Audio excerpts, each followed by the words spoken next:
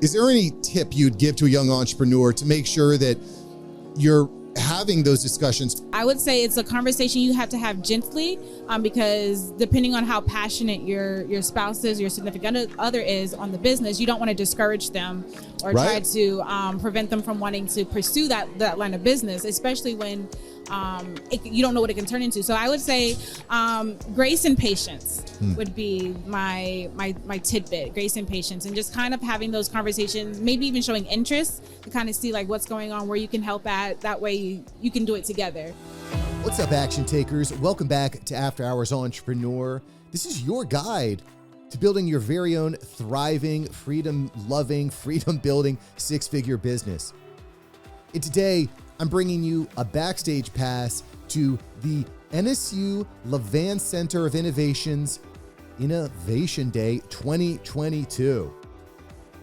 This event was incredible. Hundreds and hundreds and hundreds of innovators and entrepreneurs from the South Florida area all congregated in one place in one time.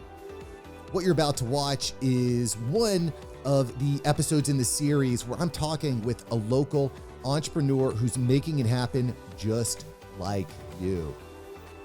So sit back, relax, and get ready to learn some new skills, to learn what's working, hear some amazing stories from entrepreneurs, and walk away with some actionable tips that are going to help you build up your business. And by the way, this episode is sponsored by Savant Media. Savant Media gives you the tools to launch, grow, and monetize your very own podcast. You want more info? All you gotta do is go to www.marksavantmedia.com to launch and grow your very own podcast. It's gonna crush it, baby. All right, enough of me. It's time to get into this episode with an awesome innovator at the NSU Innovation Center. Let's go. Quick shout out to our sponsors over at Fran Bridge Consulting. They specialize in placing you with the best non-food franchises on earth. And the best part, it's 100% free. Do yourself a favor and sign up for a free call with the CEO, John Austinson, today over at franbridgeconsulting.com. He'll even send you a free book, 100% free. Go to franbridgeconsulting.com, chat with the CEO, John, today. All right, let's get into the episode. Estell, welcome to the show. Hi, thank you for having me, Mark. Yeah, I'm excited. We're here at the Levan Center, Innovation Day. Woo, we're pumped up. We're excited. Super, super excited. And Estell, I just so happen to see here in the hallway, and she walks up and just basically says, hey, do you want a picture for my remote photo booth? Yeah. And I said, do I? And then our conversation kind of went in a way I was like, I need to get you on After Hours Entrepreneur. And I'm so glad to have it, to be here. Yeah. So Estell, why don't you just quickly break down the name of your business and what you do? Awesome. So yes, Estellar Booth is a play on our last name, Faith and Wadley Estell, and we are known for enhancing events. So like today's South Florida Innovation Day, we wanted to come out and show people a good time taking photos, something quick and easy. And essentially what we do, we have 3 photo booths. We have the iPad/roaming booth, which is what I have here today. The iPad booth is really simple. We set it up. It's really user-friendly. You walk up to it, take a picture, you put your number in, and you're good to go. And then we have our standard booth, air booth, and it comes with prints, unlimited prints, which everybody loves. And they're custom. We customize the templates to cater to your event. So just like the photo you received today, that has the background and everything catered to the Innovation Day. That's how we do our 360 and our standard booth. And our 360 booth, which everybody loves, is the spinning platform. You get on, you do a little dance here and there. And then when you receive your video, it comes with the customized template as well as background music that the event host chooses to their liking. Super cool. Those 360 booths are really cool. I'd never seen them until a couple of years ago. Yes, they're a fan favorite. They actually became popular during the pandemic, which is really surprising since we were all on lockdown. Yeah. Right. So I want to kind of go back in time just a little bit because I think this business is I think really easy to grasp. can be extremely profitable. Yes. And I think it's a cool idea. It's a cool business, I think, to get into for young entrepreneurs. But just backing up, how did you get started? Why did you say photo booths? This is what I want to do. Yes, so great question. We get that a lot, actually. So my husband was a wedding planner, event planner, and a gentleman came up to him and mentioned that he should get into the photo booth business, or at least add it to his packages to help upsell. So he came to me and he was like, I'm thinking about getting a photo booth. And I was like, I'm down. Let's look into it. Let's get started. So he did all his research.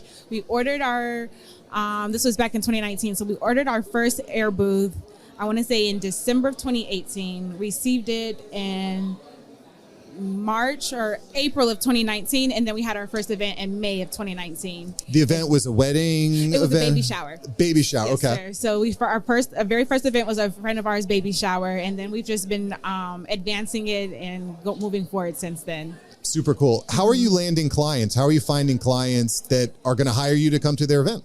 Yes, so our number one way of business at the moment is referrals. So and that's why it's like we really strive on customer service and enhancing your event. So we come in, we have a lot of energy, we talk to everybody, and then our book of business is done by referral. So I do your wedding, Mark, and then somebody from your wedding, it's like, hey, Mark, who did you book for the photo booth, and then so on and so forth. And now, with trying to scale and stay profitable and stay in business, we're moving more so into the corporate realm. So weddings and corporate clients, and mainly because those are repeat businesses, repeat clients, and you know that you're going to get them year in and year out.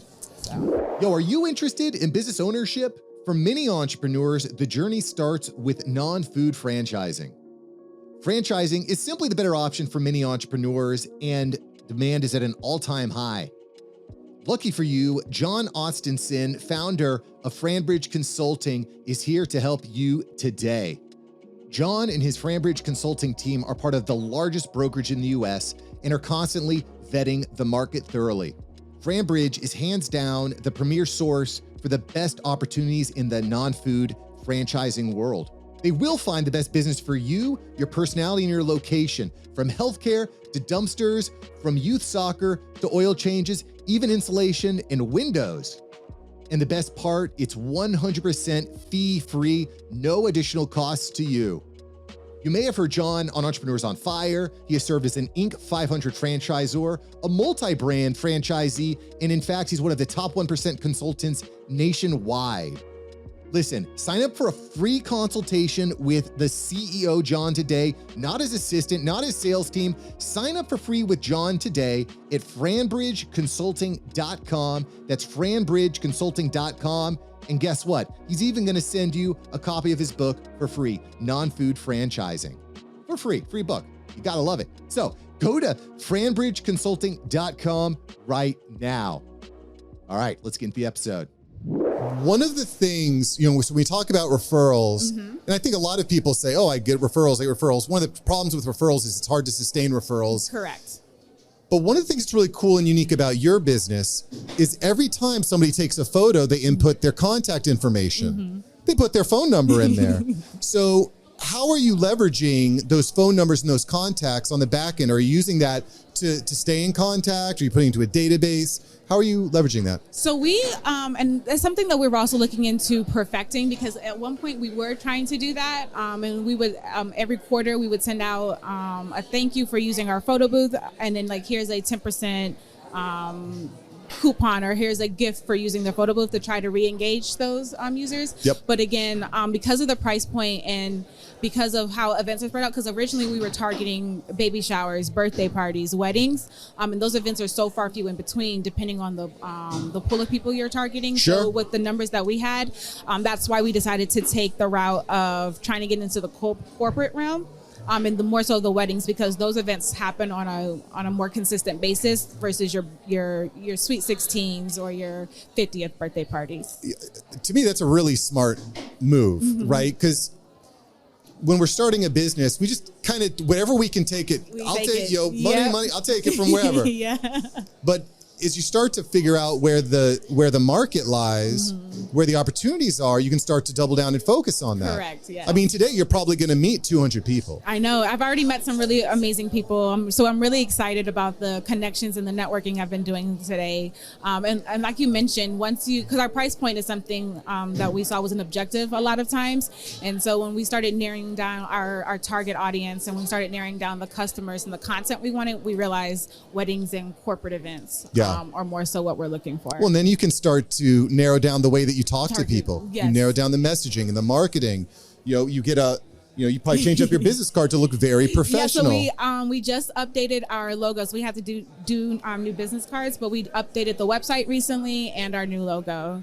And we're on LinkedIn at Estellar Booth. So we're excited. Super cool. One thing that's also interesting to me, here, Faith, is being in business with your partner. Yes. Your husband, right? Has there ever been a disagreement? If my husband was here, he'd laugh with me. Yes. So, surprising, because we're both very type A headstrong people, and I have if I think that we should do something a certain way, I want to try it, and so is he. So starting out, whenever we did an event, we would bicker. Setting up the event to figure out where we're going to set up, where we're going to place the booth and things of that nature. And so I started just doing the back office. So he would go do the events. And then as we started growing and hiring employees, I just made sure that that was his side of the business. And then recently we just had a daughter. And so, thank you. Recently, I started helping out with the events because I have more time and he's working full time. So to answer that question in short, there has been a lot of disagreements, but we're on the same page now. So the reason I bring it up is it's really important. And, my wife is not part of my business. Exciting. But the fact that she's not part of the business. Oh, you said she's not. I'm sorry. But she is. Because Friday nights when I'm answering emails and recording content, she's thinking, where's my husband, right? So it's something that I think is important for any young entrepreneur to be thinking about. Is there any tip you'd give to a young entrepreneur to make sure that you're having those discussions productively? Oh, yes. I would say it's a conversation you have to have on a constant basis for me, because I decided to distance myself from the business originally because of the arguments, and for that one of those reasons too, because he was always working.